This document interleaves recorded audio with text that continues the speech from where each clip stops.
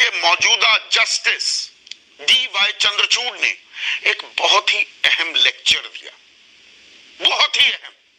सुनिएगा वक्त निकालकर, उसके कुछ अंश मैं आपको सुनवाऊंगा। और जस्टिस चंद्रचूड़ क्या कहते हैं कि पब्लिक इंटेलेक्चुअल्स, जो बुद्धिजीवी हैं समाज के, उनका दायित्व बनता है, उनका फर्ज बनता है कि they expose the lies of the state. सरकार और सरकारें तमाम दुनिया में जो झूठ भ्रम फैलाती हैं उसका पर्दाफाश करना चाहिए।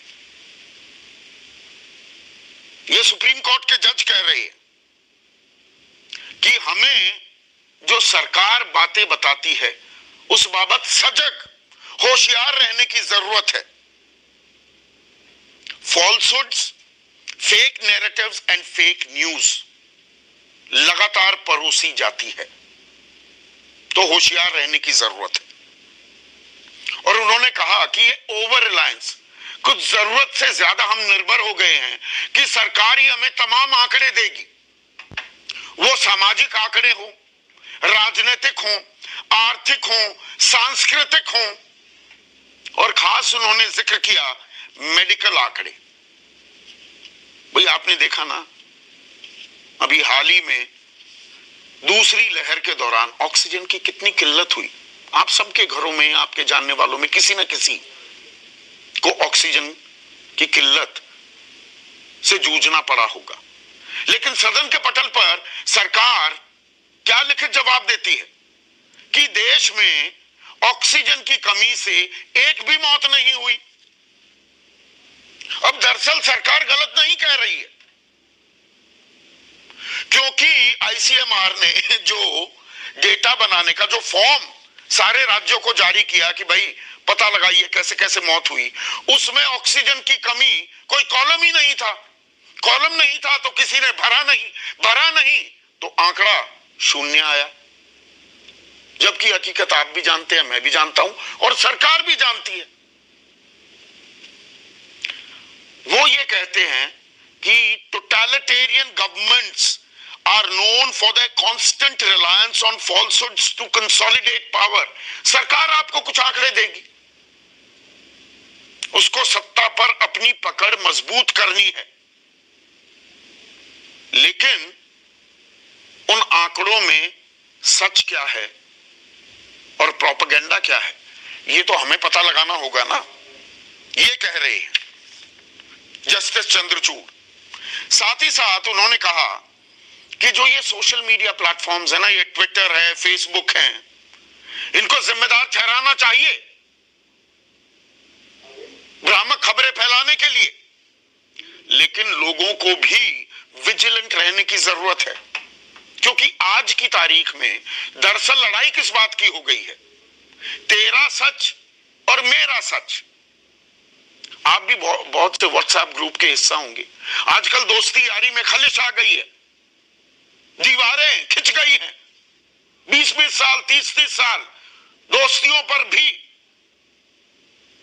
क्योंकि आपका परम मित्र, उसकी सोच कुछ अलग है, आपकी सोच कुछ अलग है, और हम एक दूसरे की बात सुनने मानने को तैयार तक नहीं है। आलम यह है कि आप एक न्यूज चैनल देख रहे हैं, आपको जो सही लगता है आप वही चैनल देखेंगे।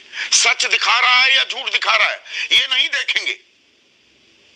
2000 रुपए नोटबंदी की बात थी ना, काला धन आएगा और सरकार बहुत तकड़ा काम कर रही है। नवंबर 2016 में ये बातचीत हुई तो खबर ये भी चली कि अरे नोट में तो चिप है और सैटेलाइट के जरिए सरकार ट्रैक करेगी पैसा कहां जा रहा है। काला धन तो पूरी तरह से समाप्त। बहुत से लोगों ने मान लिया कि हां जी नोट में चिप है, सच पर नहीं गए, उन्हें लगा ये सही है। आपको किसी की विचारधारा से ना इत्तेफाकी है, उससे जुड़ी किताबें आप नहीं खंगालेंगे। सत्य खोदने के लिए आप वो किताब ही नहीं लेंगे, आप वो चैनल नहीं देखेंगे। तो हमारा एक इको चैम्बर्स बन गया है। हमने दिमाग में जो बिठा लिया सो बिठा लिया।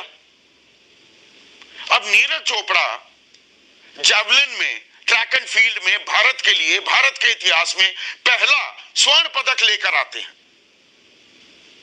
लेकिन उसमें, और मैं खुद को, पत्रकारों को, मीडिया हाउसेस को भी जिम्मेदार मानूंगा, एक विवाद खड़ा हो गया। अरे पाकिस्तान के जैवलिन थ्रोवर ने उनका जैवलिन ले लिया। नीरज चोपड़ा ने कहा भाई उनके पास था, मैंने कहा कि भाई यही जैवलिन मैं भी फेंकूंगा, हर कोई अपना जैवलिन लेकर नहीं जाता। पर पाकिस्तान ने, नीरज चोपड़ा हिंदुस्तान के खिलाफ साजिश की, ये खबरें चली, हमने भी चलाई, क्योंकि वो सही लगा। पाकिस्तान दुश्मन है तो ये बड़ा आसान है, एक कदम और आगे बढ़ा दिया गया। या उज्जैन में एक चूड़ी वाला, उसकी बर्बर पिटाई होती है सरेराह,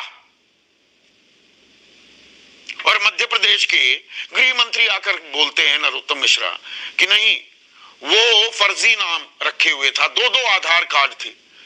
अरे भाई एक आधार कार्ड बनवाया, नाम तस्लीम था, उस पर असलीम लिखा, पिता का नाम गलत लिख दिया, उसने उसको दुरुस्त कराया, दोनों आधार कार्ड पर नंबर एक ही है, वो करेक्टेड आधार कार्ड था, और नाम उससे पूछा गया, उसने डर के मारे अपने घर का नाम जो भूरा था वो बता दिया। पर लव जिहाद का भी जमाना है, तो ये बात सही लगी कि अरे ये मुसलमान है, ये हमारी लड़कियों को बरगलाते हैं, ये लव जिहाद करते हैं। तो इन चीजों के बारे में जस्टिस चंद्रचूड़ कह रहे हैं, वो कह रहे हैं we do not truly care about the truth as much as we do about being right. जो सही लगता है वही हमारे लिए ठीक हो जाता है। And to counter fake news we need to strengthen our public institutions. अपनी संस्थाओं को मजबूत करने की जरूरत है। तो इस गंभीर विषय पर आज हम चर्चा करने वाले हैं। पहले एक अंश दिखाता हूं, जस्टिस चंद्रचूड़ ने क्या कहा, फिर चर्चा शुरू करेंगे। सुनिए। All policies of the state can be assumed to have been formed on their basis of what the truth of our society is. However, this is by no means something which leads to the conclusion that the state cannot indulge in falsehood for political reasons, even in democracies. The role of the United States in the Vietnam War did not see daylight until the Pentagon Papers were published. In the context of the COVID-19 pandemic, we see that there is an increasing trend of countries across the world who are trying to manipulate data on the COVID-19 infection rate and deaths. Hence, one cannot only rely on the state to determine the truth. आप सरकार पर, state पर निर्भर नहीं रह सकते सच जानने के लिए। ऐसे में आज का सबसे बड़ा सवाल, सरकारों के झूठ का पर्दाफाश कौन करे?